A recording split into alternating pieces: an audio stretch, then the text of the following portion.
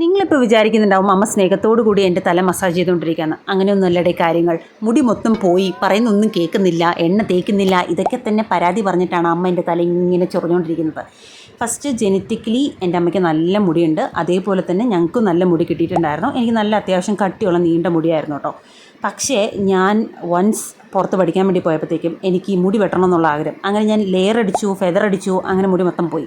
പിന്നെ സ്ട്രെസ് അടിച്ചപ്പോഴത്തേനും മുടി മൊത്തം കൊഴിഞ്ഞും പോയി. പിന്നെ ഓരോരോ പുതിയ പ്രോഡക്റ്റ് പരീക്ഷണമായി. അപ്പോൾ ഉള്ള മുടി ഉള്ളത് 2 പപ്പ ഉണ്ടായിരുന്നുള്ളൂ, അതും മൊത്തം പോയി. പിന്നെ അമ്മ പറയുന്ന ഒന്നും കേൾക്കില്ല. അമ്മ പറയും ഇൻടേക്ക് ഇസ് മോർ ഇമ്പോർട്ടൻറ്റ്. അമ്മ വലിയ കരിവേപ്പില പൊടിയും കാര്യങ്ങളൊക്കെ ഉണ്ടാക്കി തരും, ഞാനൊന്നും തിന്നില്ല. എനിക്ക് മടിയായിരുന്നു ഒന്ന് പറഞ്ഞാൽ. പിന്നെ മുടിയൊക്കെ പോയി ഫ്രണ്ടിലൊക്കെ ചൊട്ടയാവാൻ തുടങ്ങിയപ്പോൾ തന്നെ എനിക്ക് പേടിയാവാൻ തുടങ്ങി. Okay, something we have to do എന്ന്.